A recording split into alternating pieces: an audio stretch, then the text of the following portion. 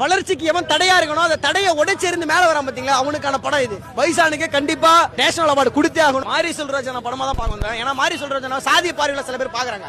நான் என்னன்னு சொல்றேன், அவர் அடக்கப்பட்டு ஒடுக்கப்பட்ட அந்த உண்மை கருத்தியல வந்து சொல்றாரு. தென் மாவட்டத்துல என்ன உண்மை சம்பவம் நடக்குதோ அதை தான் அவர் சொல்றாரு. புரியுதுங்களா? அதை வந்து சாதிய பார்வையில அவங்க வந்து பாக்குறாங்க. ஒருத்தன் பாதிக்கப்படுறான் அப்படிங்கும்போது அந்த பாதிப்பு சுட்டி காட்டுறாங்க.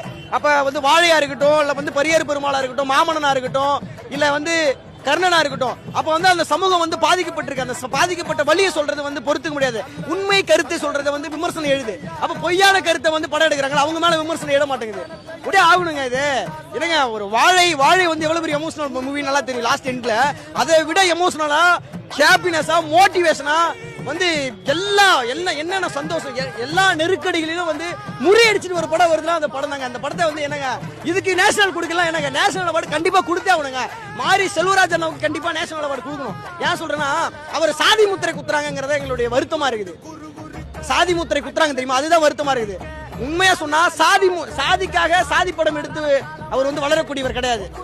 ரஞ்சித்தானவா இருக்கட்டும், வெற்றிமாறனா இருக்கட்டும், அல்லது வந்து பாரஞ்சித்தா இருக்கட்டும், அந்த சமத்துவத்தை பேசுறாங்க. அதுதான் சில பேருக்கு பிடிக்க மாட்டேங்குது. ஈக்குவாலிட்டி தான் இவங்களுக்கு பிடிக்கவே மாட்டேங்குது. எல்லாருமே சமம் அப்படிங்கிற சொல்றதுதான் பிடிக்க மாட்டேங்குது. ஆனா அந்த சமத்துவத்தை தாண்டி உயர்வு தாழ்வு ஏற்கிறாங்க, ஆனா சமத்துவத்தை ஏற்க மாட்டாங்க. அதை பேசுறாரு பாத்தீங்களா, அதுக்குதான் விமர்சனம் வருது. புரியுதுங்களா? எல்லாருக்குமான படங்க, உங்களுக்கான படம், எங்களுக்கான படம். ஒருத்தன் வளர்ச்சி அடைந்து திறமையால முன்னேறணும்னு எவன் நினைக்கிறானோ அவனுக்கான படம்.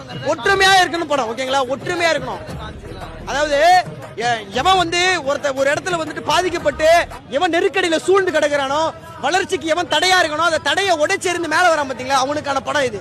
வயசானுக்கு கண்டிப்பா வந்து நேஷனல் அவார்டு கொடுத்தே ஆகணும்.